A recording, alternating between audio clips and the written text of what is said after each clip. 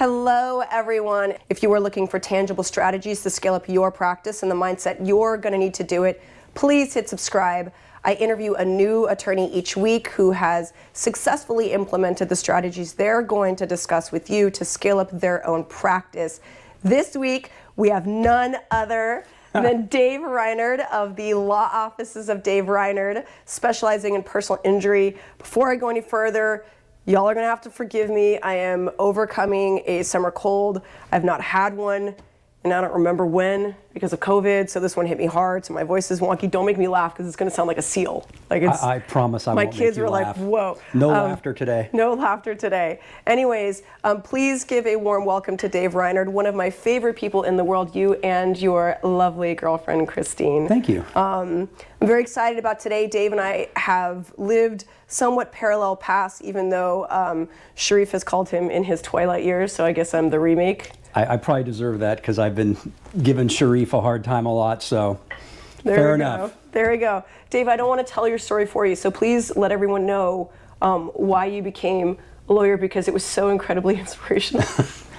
I don't know how inspirational that part is. I think there's some inspirational parts hopefully in there somewhere, but it's like no grand plan. You know, I was a kid who my mom always said, oh, you should be a lawyer, probably because I was argumentative. Did you argue with everything? Yeah, I'm pretty sure. Okay. Didn't accept things at face value. And then, that was just kind of always in the background in my head. Did my undergrad and did not really do all that well in undergrad, frankly. And so that makes me feel better. Yeah, I didn't either. It was pretty bleak, and there was no way I could even think about going to law school after undergrad. I needed a break.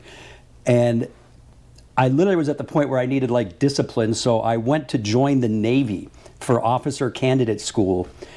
And I won't get into it too much, but I gave some answers they didn't like to some of the questions about my background. And they said, okay, well... Are you a felon? No. Dang, that would have been so good. Okay. But they said, you can't answer the questions that way, but we can throw away the paperwork and you can come back in a couple of weeks and answer them a different way. And so I was like, okay, cool, I'll do that. And in the meantime, a friend of mine had gotten a job in Allstate Claims, and he called me and said, hey, I could probably get you a job. And I was like, all right, sounds good. And literally like the next Monday, I had a job as a claims adjuster. So no military? No military. I dodged that bullet. Do you know I almost went to the Navy too? Oh, really? Swear to God. Wow. Signed up and everything. How different life would be had that happened. Yes, tell your story. Anyway, so I was a claims adjuster for a couple of years, moved into management, and I wound up training adjusters. It was the job I had at what's called the training unit. And through that, I interacted with lawyers, and I was like, lawyers basically do the same things a claims adjuster does, except they get paid more, and, you have a little more status, and it's kind of cool. So I was like, oh, now this law school thing is in the back of my head. So I applied for law schools. I got into Southwestern's 2-year program, which since I've been working for 5 years, I wanted to kind of get through it. The scale program. The scale program. That's hard. You did that while working as an adjuster? No, you can't. You can't work at all in law school. That's rough. It's full-time, 2 years straight. Okay.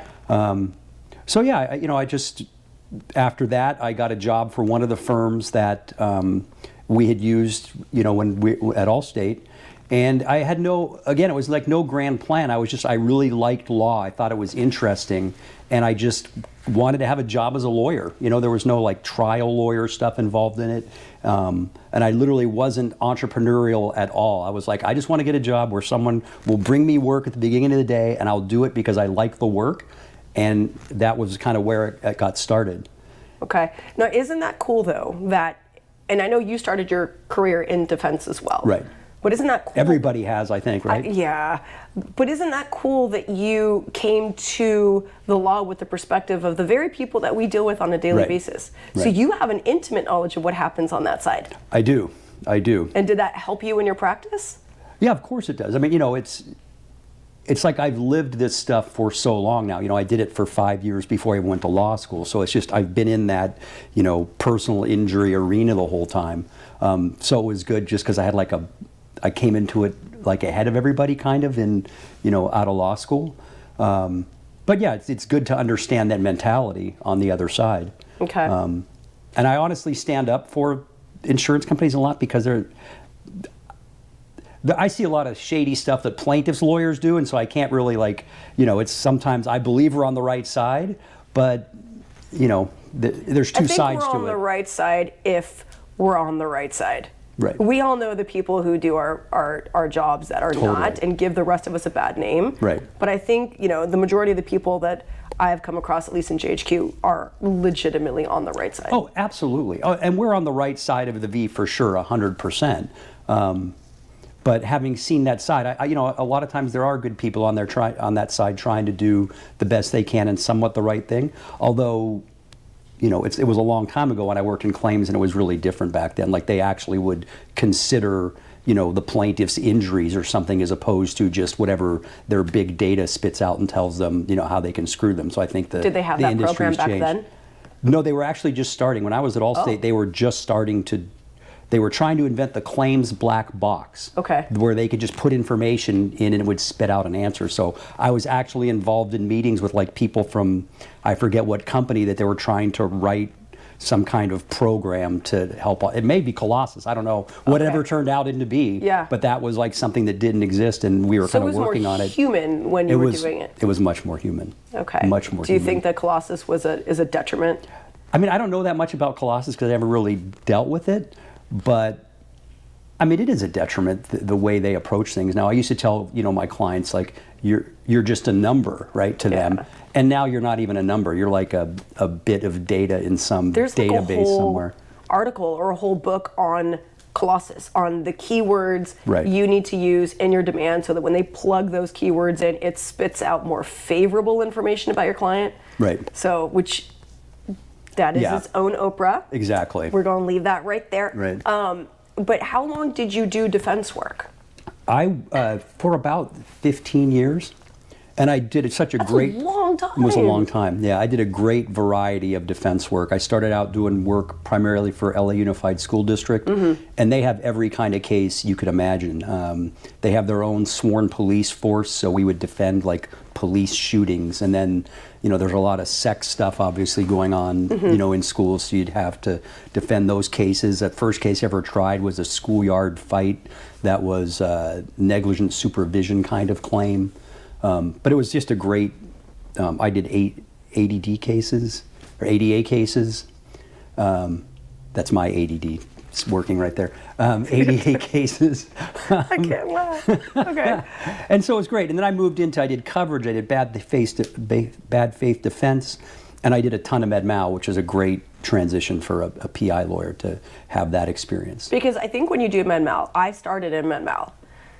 I don't think I liked it as much as you did, but the one thing I can say about it is there is no better way to learn the medicine. Right. You're literally not only consulting, experts, they're your clients. Right.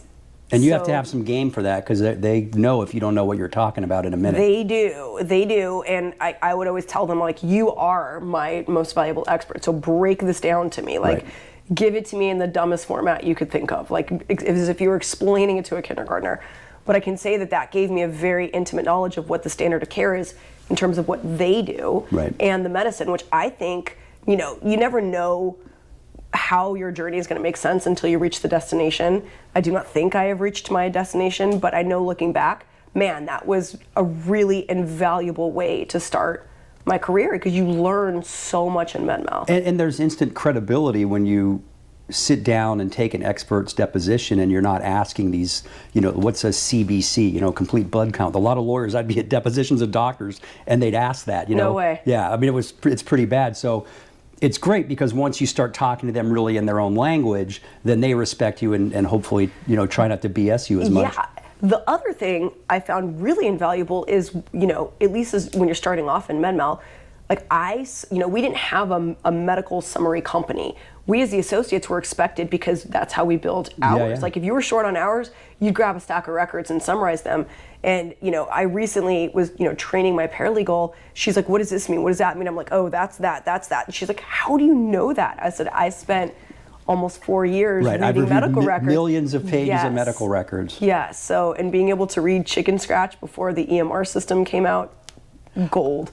I tell almost every doctor I interact with that I used to do med mal defense, because they're so litigation averse. A lot of like when you go meet a treating physician, Yes, they the are. first thing out of my mouth is I used to do med mal defense. Me too. And they completely changed their whole tenor to how they deal with you. Like, oh, he's not a bad guy. He's not, trying to get something. So I trade on that all the time. I do too. Med mal defense. Yeah. Defense. And I don't sue doctors right now, I say, although I have on occasion, so. Yeah, I get credibility that way too. I think that is really valuable. It almost sets a nice baseline for your relationship with the doctors. Yeah, So, it's huge help. So you did that for 15 years. Right. Then you switched to the plaintiff side. Yeah. Why? I always had a plaintiff's heart, one. I mean, that's just who I am. I hated billing. I was the worst biller of all time. Like, I remember being in the office on December 31st, like, okay, if I write one more letter, I can get my billing in for the year. Like, I was doing the work. I just didn't like to bill. And so that was kind of always there, that I felt like I was better on the other side. But I did have an experience where I took the deposition of a guy who had been horrifically malpracticed against, guy 40 years old, 3 kids, and he had stage 4 cancer and was like going to die very soon. Did they miss the diagnosis? They didn't even try to make the diagnosis. Like, they did, he had signs and symptoms of colorectal cancer for like 2 years at various visits, and they didn't do a thing, like nothing. It was just bizarre. It was criminal. But anyway, so I take this guy's deposition, and after the deposition, he stands up and I stand up, and he comes over and gives me this huge hug and says, "I feel like we're family." And I was like, okay. Even though you could have been viewed as the guy who was trying to stand in his way of justice. Totally, yeah. And he was just a wonderful person. He was a wonderful person. And, I treated him with, tons of respect. I wasn't going to, like, grind this guy. But, I mean, that was kind of like the epiphany of, I've got to do something else. I can't be working for insurance companies anymore. And I told you the story on the phone yesterday, just in case you were not convinced that we live parallel lives.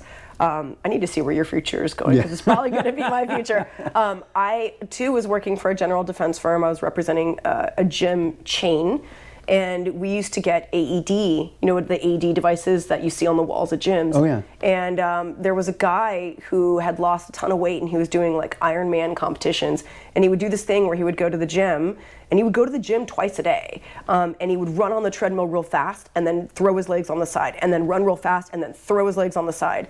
And he was actually texting his wife because she was homesick. They used to do it together. And his last words on the text chain were like, "Is Ash home?" That was his daughter. I just want to make sure someone's there to take care of you. He falls off the machine, hits his head. The staff gets over there, but long story short, it takes them 6 minutes to call the paramedics. By that time, he obviously had hypoxia, and what we found was that the employees were not being trained sufficiently to be able to identify cardiac arrest. They thought he was having a seizure. He wasn't having a seizure. He was having cardiac arrest. They didn't get the AD device on quickly enough, and he died. And it was like this family was like the picture perfect family. Right. And it just felt really grimy trying to like dig up dirt in his marriage to prove that his wife shouldn't be mourning him the way she was. And I took the depo of his sister. And after the deposition of his sister, she got up and she hugged me too. And she was like, "I know you're just trying to do your job, sweetheart. It's okay." And I was like, the case... You're like, but I'm an evil person. I know, and I felt like it. And the case settled, and I went into my office, I shut the door. I mean, these are people that did like, this man would literally, he used to do boxcar derbies. I don't know if you know what that is, but... Soapbox derby. Soapbox derby. And he would go across the country, and when his daughter aged out, he still loved it so much, he would find kids that couldn't afford to do it, and he would pay their hotel and their admission anonymously. Yeah. Like, that's who this man was.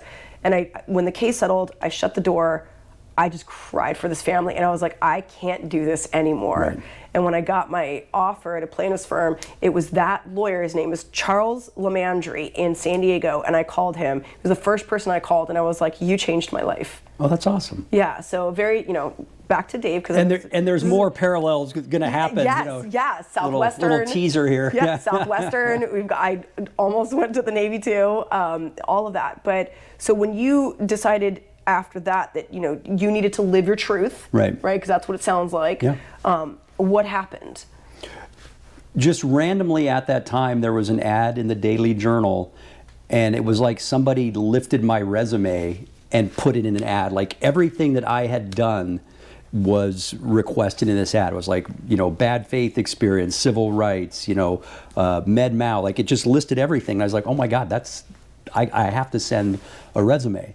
And I did. It was Mike Alder, which Parallel Lives. That's Parallel number 3. Yeah, you worked Keeping with Mike. count. Yeah. And I went and interviewed, and I immediately knew, like, that's, the kind of plaintiff's work I wanted to do. That was Mike was really back then was really like white hot, just really coming into his own. And I was like, yeah, this is what I want. So when I left the office after the interview, I immediately called him back and was like, dude, I just want you to know, like, I want this job. Like, I will do what it takes to do this. And he hired me, and then I worked for him for 3 years. Okay. And I worked for him for 3 years too. right, she's Okay. okay. So that I think we draw. Oh, the lights went out. Okay. Lights. Okay. Go ahead. Well, now, yeah. Well, now it's going to get more. We lost lights. We're going deeper now. It's, Yeah. the mood lighting is perfect. Okay. We just got romantical. All right. So you worked for Mike for 3 years. Right, and then I had some personal issues going on, and I wound up getting full custody of 3 kids who were 14, 13, and 11 years old. Good Lord. And it happened very suddenly, completely unexpected. It wasn't like there was some custody battle or something that, this was the end result. It just kind of happened one day.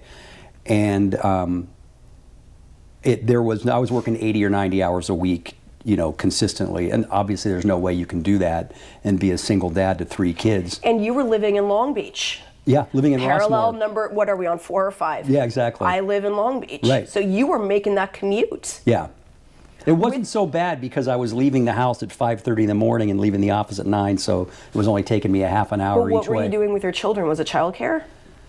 Yeah, I think I had a nanny. My folks were helping out for a little bit, for the little time that I was there when I had the kids, but pretty quickly it became apparent it was not sustainable. Work. Yeah, not going to work. Yep. And so when I made that decision, I was like, I guess I'm just going to have to start my own firm.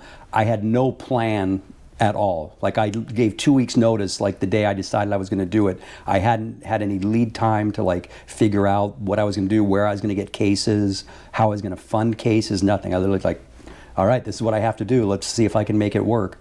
And I didn't take any cases from Mike or anything like that. And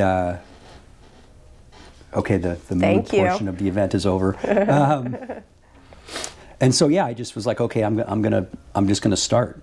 And the first thing I did to get some money was I did for Ron Beck, who runs Larry Parker. Yep. They gave me work comp depots to defend that I did like 2 or 3 a week. It was like 2 hours a day, and I got like $55 an hour or something like that. And that was the only money I had. Didn't have much savings at that point because I'd just been through, a divorce and all that kind of stuff. So I had no backup money or anything, and I was just trying to literally sort it out, on a daily basis. That is very scary. Yeah, it was scary, but it was almost like I couldn't look at it that way because I just felt like I didn't have a choice. So probably if I was starting my firm with more lead time, I'd probably been more afraid. Yeah. But this was just like, all right, I got to make it work. It just has to work. And I remember when I was getting ready to make my move, because I had the same thing. I had I'm a single mom. I had my commute to Century City was 4 to 4.5 hours a day. Yeah. And I couldn't leave at 5 and come home at 9 because I had a nanny that would come over at 7 and take the kids. The problem was that the hours were so crazy and my kids were in so many extracurricular activities. I swear, like, every 8 weeks my nanny was quitting. Yeah. And then I would go into a panic because, I don't know what is up with this generation, but they just do not believe in notice. So I was like, I had literally the weekend to find a new one. And that's also scary because, you want to make sure that you trust the person who's taking care of your kids, but you also have to go to work. Right. Or you don't they're have not time gonna, to you don't have to look into their background. You're like, yes, you can show up Monday, good. I'm like, you look normal. Like, Right. I just made sure that they had no felonies or whatever, like basic background search. But it was so stressful, and I didn't go to any games, no school assemblies, and my kids were like, when are you going to start being a mom? And I realized then I had a choice. I could either continue down this road but I knew I was never going to get those years back. And there was one Tuesday, I pulled in the parking lot. I was like, I can't do this anymore. Right. And I went in and sent a resignation email. And then I was like, oh, fuck. I have no plan. Like, and I remember people saying, don't worry, if it fails, you can always go get a job for someone else. I'm like, no, I refuse to see it that way. Yeah. This is plan A, B, C, D, E, F, all the way through Z. This is my only option. I have to make this work. And there is a little bit of power in that. Yeah. Because I really believe when you are that committed to making something work, it cannot fail. Because you'll learn to pivot, right? If this road doesn't work, you got to go right. But you won't be afraid or too stubborn or not humble enough to make that turn because you have no choice. That's all you got, right? It's all you got. Totally. It's all you got. So you start your own firm. Right. And, you know, I was working out of my house. I had 3 kids, all 3 playing sports.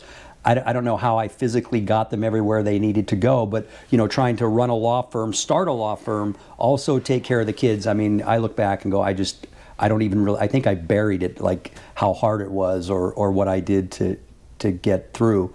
Did your kids see it though? Did they see what you were doing? My kids are very appreciative of Tell me they stuff. see it. Just tell me they see it, because you're my future and I need to know they see it. Oh no, my kids, believe me, my kids say the nicest stuff to me all the time. They're very appreciative. And, you know, fortunately things worked for me really well, and so, you know, they saw that, and we've also been able to do some cool stuff as a result, and so they really appreciate, you know, a lot of stuff that we're, you know, as a family we're able to do. Okay. So it's great. But yeah, you know, I had tried enough cases by that point to where I had, you know, people knew me as a trial lawyer. And so I just started out like just trying to find cases to try. But the thing was, I had no money. And so I would have, when someone would offer me a case, I'm like, okay, hey, so I kind of do like 3 deals, you know, like if you pay all the costs, then this is a fee split, or we could split the costs and this will be the fee split, or I'll pay the costs and this will be the fee split. No one ever in the first like 3 years ever said, okay, you pay the costs. And thank God, because I don't know how to pay them. Right. So everything I was doing was they were paying all the costs and I was trying to. Because they would rather you take the lower fee. They would rather I take the lower fee, and they figured, you know, we're going to get the cost back, you know, when we win the case, yes, right? Anyways, right. Yeah, so. So you got your trial experience by people bringing you the trials that they did not or could not try, and they covered the cost. Yeah, I mean, I had trial experience coming in, but, you know, when I started my own firm, I was able to get trials, you know, on that basis, because, you know, it's expensive to get trial experience, right? It is. That's a huge thing for a young lawyer. It's like, yes, who's going to fund the cases I'm going to try? Yes. And so, in that sense, I was kind of in the same position as a lot of young lawyers. It's like, yeah, you could try every case in your office, but can you afford it? You know, you can take them all to trial, but if you don't have the money to do that, and so, you know, the effective way for me was to just make that kind of BS pitch about, oh yeah, you know, if you want me to pay the cost, of course I will. But everybody, you know, did it the other way, and so, you know, but that all took time. I mean, you know, I didn't start. You know, trying cases a week out of the box. It was probably 6 months when I started my practice before I got my first trial. And that's hard too, because when you're trying a case, I don't care what anybody says. When you're trying a case as a trial lawyer, you are so invested in that case, everything else stops. Yeah. So you come out of trial, your emails are looking scary. Oh, the whole thing is looking scary. You got deadlines you didn't know about. So, but doing it solo, plus being a parent, and taking that time off to try cases, man, you're a beast. Oh, it was, you know, I mean, too many times, you know, copying records at 6 o'clock in the morning, the Monday, you know, before you start trial. And I was doing a lot of like last minute trials too. So I would pick stuff up. I do remember one time I was 2 weeks out from a whatever date, you know, May 1st. Did you have help? No, all me. Ooh. I was like 2 weeks out from, say, whatever, pick a date, May 1st, right? Mm-hmm. I had 5 cases set for trial on a Monday. Yep. 2 weeks out, and it was only me. Yep. And I always took the position like, I can only be in one place. So, you know, whatever. But, you know, try to get. Something's going to have to give. Yeah, something's going to have to give. Were you prepping for 5 trials, like to see which one was going to go? On some level, yeah. I mean, taking expert depots and stuff like that. And then, you know, I mean, it always kind of works out, right? But, yeah, I mean, there were times when it's like, you know, you have an 8:30 appearance and like a 1 o'clock appearance for trial, and you're like, you know, which one of these is going to go today? Because my paralegal's always like, oh, we can't set anything on that date because you've got 2 trials 2 days apart. I'm like, girl, that is the jam. Like, set the damn trial. Right. Yeah, trust me, it's going to get worked out. Yeah, I would just take whatever trial, whatever date. But, you know, that's a super stressful thing. Being I don't do that is- now. Yeah, okay. Yeah, no. Okay. So I need to ask you to do something, and the reason I'm saying that is because when I was getting ready, when the thought was born in my mind, I didn't know when I was going to do it. No, actually, it was right after I did it. I contacted you, and we had a long phone conversation. You told me a story that I need you to tell everyone else out here, because that story got me through some pretty rough days. Yeah, I couldn't talk about this for a while because it's a difficult thing. Yeah. But I had my practice for, I don't know, maybe But 3 months. I just lived it. Yeah, so. I had maybe for 3 months, and things were not going well. I saw a light at the end of the tunnel. Like, I had some cases that were decent cases. You just that had I to thought, get there. I had to get there, but I didn't know when it was going to happen. Right. Cases get continued. Who knows Yeah. when something's going to Right. settle or go to trial. And I was sitting in my office at home, and I just I melted down. I lost it. I literally got out of my chair and I laid down on the floor and I cried. I mean, I was like, what the hell am I going to do? Like, this is not working. This is And you got 3 kids. I who got were 3 relying kids, on and I had a mortgage, and and the debt is just cycling up because there's just I was funding that whole situation. Yeah, and I mean, obviously, it's like one of those cries that from your you soul. need, you need that. It's like all of a sudden, it's like Cleansing. it was just huge relief. Yeah, totally cleansing. And then within a week, I had a case that I had referred to somebody because it was in an area that I just didn't do, and the secretary called and said, "Hey, what's your address? Because we want to send you, the check for the referral fee." And I was like, "Can I ask how much you guys settled the case for?" I think they settled it for $300,000, and I got a check for $30,000. But it was enough. Yeah, it was whatever. It gave me a few months of expenses to make it, and by the time that money was gone, I got another settlement for $40,000, and then kind of things had sort of developed and snowballed enough that then everything was fine. But it's not easy. To be in that circumstance. It's not easy to start your firm, and you're going to have moments like that, I feel like. And there's this great saying that's if you're in hell, the only way to get out is to keep going, right? Yeah. So you just gotta go forward. But that story is powerful because I'm all for game planning. I'm all for doing it the calculated way. But some of us are in a circumstance in life that we just don't have the option to do that. Right. And I know they're out there, but you're the only other person, aside from myself, that has walked this path as a single parent, right? Because I had a lot of people tell me, "Oh, you got to move home. You got to make your personal expenses super, super low." And I'm like, I was embarrassed to say, I have 2 children. I can't move home. Right. I got to pay my bills. I'm not supported by my ex-husband. I was scared, but I also saw no other choice. Right. But I hadn't seen anybody else do it. Right. And when you told me that story, there was a morning where I had literally, because I do fund some of my own cases, and the settlements had dried up. COVID happened. My kids were home, learning from home. I don't know if you've ever tried to take a depo and when you forgot your kid has violin practice in second period. I had to post that one on Facebook. Or PE class, and she's doing it from her room, and it sounds like there's an elephant doing jumping jacks upstairs. There was a morning when I literally ran out of money, and my rent was always on time, but my landlord was like, "Hey, it's the first," and I'm like, "I know it's the first. I've never stiffed you. It's coming," but in my heart, and I knew I had a settlement check coming, but it had been a couple days. I was starting to get worried. I'm like, "How the fuck am I going to pay rent today? This is bad." I was so scared, and I went in the backyard. I broke down and I cried. And I was like, did I make a mistake? Did I mess up? Did I do a disservice to my kids? Maybe I need to go back to a firm. The check came at 2:00 that afternoon. Oh, that's fantastic. I took it right to the bank, paid the rent, came home. My son looked at me and he was like, "Mom, are you okay?" And I was like, "I need to take a walk. I need to take a walk." But during that interim, I remembered your story. And I was like, Dave said it's going to be okay. Dave went through this. Dave lived through it. I can live through this. So and I've told you a million times before, and I'm going to tell you on air, you got me through that day. So I need everybody to hear that, because that's awesome. Yeah, as hard as it is, if you are truly committed to your purpose, you will make it happen. And sometimes maybe that day, God was like, okay, we're going to test her today. Right. What is she made of, right? But I made it through, and when I took that walk, I was literally walking through my neighborhood just numb, like, I don't know whether to be, like, I don't even know how to feel, like, what just happened?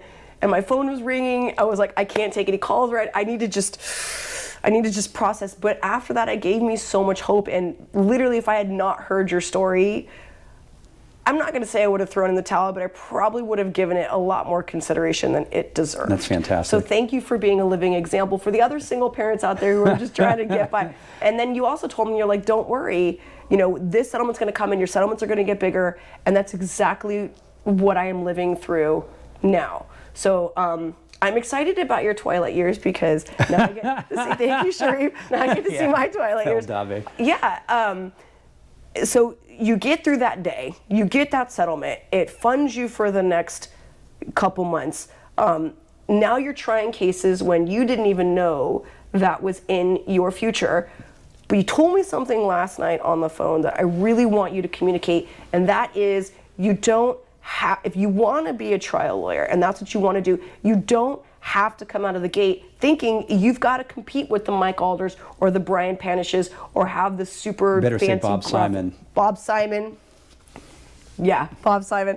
But you don't have to, and when I say that, I'm talking about the people who came out with the expensive graphics, right. the tech, all of that. You can try a case based on your the raw materials. Right. So please. Yeah, I mean, so, it's terrifying for most people to try a case. I think there's a lot of people who come out of law school and this has been their mission for life and they're just ready to go. But most people, it's like, it takes a lot to get up in front of a jury and risk financially and, the emotion of all that. How about the fact that public speaking is like the man's number one fear? Right. And so my thing for people who haven't tried cases or are just starting out is, just don't make it complicated. Don't expect that you're going to do some Jerry Spence stuff, with a jury in your first trial. Literally, it's enough to stand up in front of a jury and say something like, okay, my client was in a car crash, she got rear-ended, and we want money. Like, you just need to be able to communicate to the jury what your case is about. Mm-hmm. And when you do your opening, it's the same thing. It doesn't have to be an hour long with graphics and stuff like that. Just communicate what your case is about. Mm-hmm. For cross-examinations, like, hey, you can do a 5-minute cross-examination of a defense expert that's as good as, probably better than you'll do in 2 hours. Mm-hmm. But I think people have this feeling that they've got to do so much of this super high-end stuff, and obviously you aspire to that, and obviously after you've tried 5 or 10 but then cases, you know how to use it effectively. You can start mixing all that in. But and the first few trials, just make it simple. Take care of yourself. Just like, if I can get the jury to understand why we're here, how much money we want, what the injuries are, then you're good. And honestly, I feel like the jury, your decision, the verdict is probably going to be the same as it would be if you tried to do a bunch more stuff. So you're advocating for the KISS method when you're starting out as a trial lawyer. Well, because it takes the pressure off yourself. It's hard, there's enough pressure that you have on yourself without adding all this other stuff of trying to be at some level that it's just unrealistic that you're going to get to. I think the other fear too is when you go into a trial against an insurance company, that's deep pockets. So they are going to come with the glitter and the fancy tech and everything, and here you are walking in, in your basic suit, just talking. But I read something somewhere which I thought was very powerful, that when you are starting out, and the jury can see, even if you're struggling with certain questions in direct exam or cross exam, the jury will sympathize with you because you're being genuine. Right. So there is a power in being a beginner too that you lose, because you said you could only tell a jury it's your first trial once. Yeah, of course. So I know maybe the second case I ever tried was a med mal case, super small med mal case. And the lawyer on the other side was a very experienced plaintiff's lawyer. And And it dawned on me pretty quickly that even though I didn't, know where I was supposed to stand necessarily, or things that I was supposed to do, they couldn't tell it. They didn't know any difference between us. So you're telling yourself this story in your head that the jury is like looking at you and they go, oh, this guy doesn't know what he's doing. They don't have a frame of reference for that. They don't know that. And the other thing, too, that I've realized now, having tried more cases, is that you could do something 100 times and every judge is fine. Mm-hmm. But someday there's going to be a judge who's going to be, you're an idiot. Yep. And so you just learn to ignore that, even if it's your first time doing something and you don't know, because some judge somewhere is going to give you a hard time. So you kind of learn to let that stuff roll off your back. When the judge is critical or you make a mistake, it's like no one's really going to know. Let me ask you a question. Because you did Med Mal, do you know who Dick Carroll is? I do. Okay. I think he is as fine a trial lawyer as there is in Los Angeles. He sure is. Yeah. I worked for Carroll Kelly, my first job. Okay. And when I first started, I'm talking like maybe a weekend or whatever, I was an ABOTA fellow, which is how I got placed at that firm. Sure. Dick pulled me aside and he said, listen, kid, I'm going to give you some good advice. And he said, you're a woman. Don't forget that. And I'm looking at him like, kind of hard to forget that, right? He's like, no. If you want to be a trial attorney, don't lose your femininity, because he said, if you're a woman who remembers that she's a woman and she goes to trial, he said, the female jurors are already rooting for you. He said, it is only yours to lose if you go in there thinking you got to act like a man. He said, I am more afraid of a competent, feminine, female trial attorney than I am of the most experienced male attorney. Do you think that's true? I don't have experience with that, but I can totally see how it is, and it all circles back to authenticity. Like if you're, I tried a case one time with this female lawyer who literally wore bobby socks to trial and like these little like, what? I don't Why? even know what kind of dresses. Okay. Because she was trying to like play up the femininity, right? It was just bad lawyering, 101. Like not femininity, it sounds like kindergarten fashion. But, yeah, it was terrible. Okay. But it's authenticity. So if you're a woman who's, a feminine woman, then it's okay to be that. You don't want to play it up or play it down, because that's who you are. Right. And so, yeah, of course, the more authentic the person is that you're trying the case against, the harder it is. He was trying to tell me, don't go in there being a pit bull because you think that's what the boys do. Right, exactly, because that's not you. Yeah. If it's you, it's fine. Yeah. Okay. So now we are, I got to go with it again. Your twilight years. I don't even know what phase that is. I'm just going with it because Sharif put it on Slack. Right. What if a new baby attorney comes to you and says, I'm really thinking about starting my own firm, what do you tell them? The first thing is you can do it, right? Under any circumstance, right? It's going to be hard, but you can do it. And like you said earlier, the other thing is about failure. It's like failure in the context of opening your own firm is you're going to go work for somebody else, which is probably what you're doing right now. Yes. So in some sense, you're already a failure. Okay.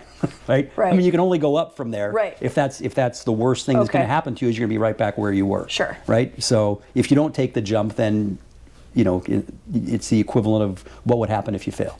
The second thing is, this was, the thing that I think helped me more than anything is when I would go out to try to get business from someone, I literally would do what was best for them in every circumstance. Yes. And take myself out of the equation. So I had a lot of times where, there'd be a pretty good case and, there was an offer on the table, and if I got involved, right, and increased the value a little bit, then I would get, a good share of the fee.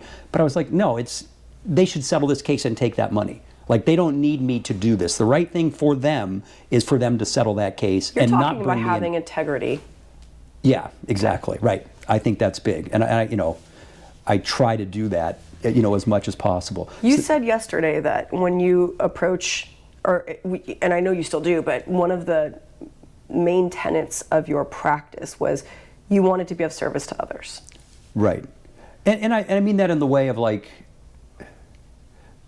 I just wanted to help people, and I figured if I really tried my best to help someone else, that was going to help me in the long run. The same thing, if I do the right thing by this person, if I give them the advice that they need to hear, not necessarily the advice that is going to work best for me, the next time they have a case, they're going to say, yeah, this guy's going to, if he tells me that he wants to get involved in this case and try it, I know that's true because the last time he told me to settle a case and I didn't have to pay him anything.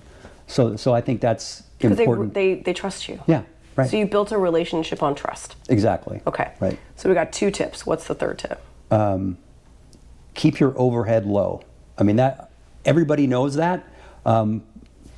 I see a lot of people starting their own firms with these big splashes, like, oh, I'm going to have an office in Beverly Hills or all this stuff, which, hey, if you're funded and can do that, awesome. Cool. Yeah. But, I mean, I worked out of my house for 6 years, right? I didn't have an office at all. I was meeting people at Starbucks or their house or whatever. And you can do it. Some people told me that you can't until COVID happened. Yes, you can. No, I used to do it all the time. Yes, you can. And it's hard, though, because you want to project that image of success and have a client come to your big family office. But until you get there, you can. Right, yeah, because you're going to run yourself into the ground because your overhead can get up so fast. So I'd say keep your overhead low. And then kind of the last thing I'd say is, you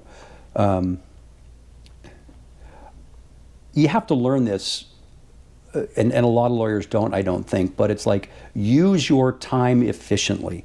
Don't fight battles that you don't need to be fighting. I see all these people in these discovery disputes and doing all this crazy stuff, demurring to somebody's answer because they think it's going to show the defense that, you're tough. I knew a guy that used to do that. Yeah, and they're going to respect me. And I'm like, you demur to an answer, you're going to get laughed out of the room. The defense lawyers will be telling that story at lunch over cocktails because you're just wasting your time. It's like, you really have to learn to focus on what matters.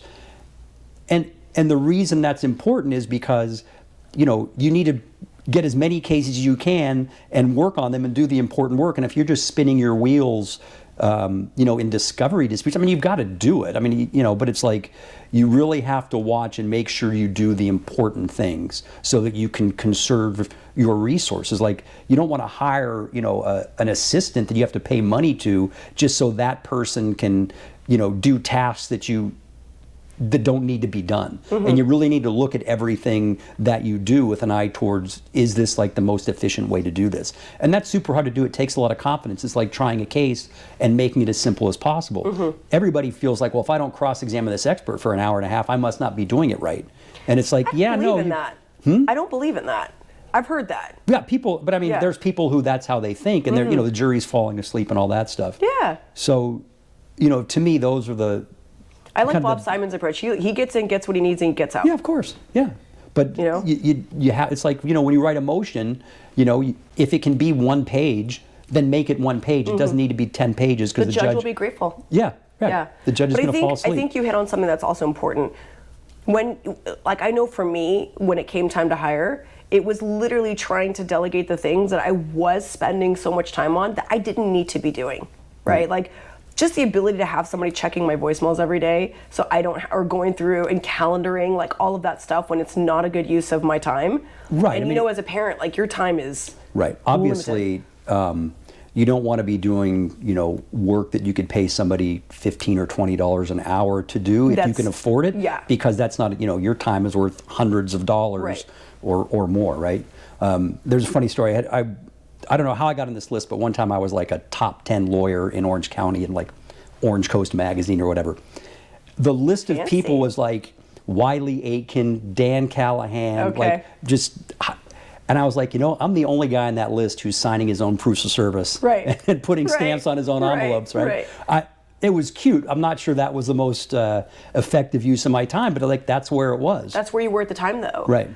The other thing, too, that I would add on is one lesson I learned was I took everything, and I understand why I did that, so I'm not being like overly self-critical, but if I could do it again, I would have taken less cases that I could have paid more attention to each case, not knowing COVID was going to happen and my kids were going to be home and all that, but just understanding, I think it's important to be really aware of how much time and energy you actually have, not what you want, not what people tell you to do, not what's expected of you, but be super realistic. How much of your time and energy do you have to give, and make sure that you're taking on a caseload, right? The small cases are cool. Not putting those down. Those are bread and butter. And you got to start somewhere. If you have the resources to get through them, right? But if you're taking all minimal, $15,000 policy cases with, legit comparative negligence, you're going to go nowhere really fast. So, be very cognizant of how much energy you have to give, and don't be afraid to say no. You told me recently that's a self-fulfilling prophecy. Yeah, you have to learn how to say no, and it took me a while. Yeah, because I'm trying to help people, right? Yes, so my thing absolutely. is, I want to help you, and they give you a case, and you're like, God, I can help them with this case, but it's going to kill my flow here, and then right? you're underwater with a bunch of those, right?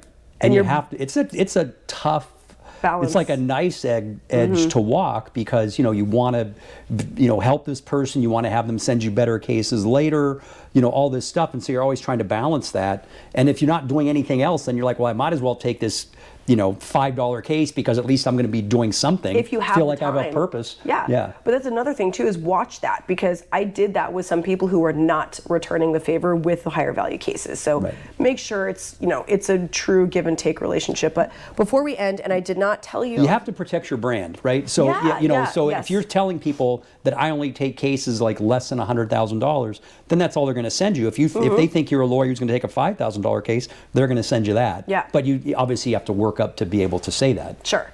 And that's through results, right? I did not tell you I was going to ask you this question, because I didn't want you to prep the answer ahead of time. But I would like you to share one thing about yourself that not a lot of people know.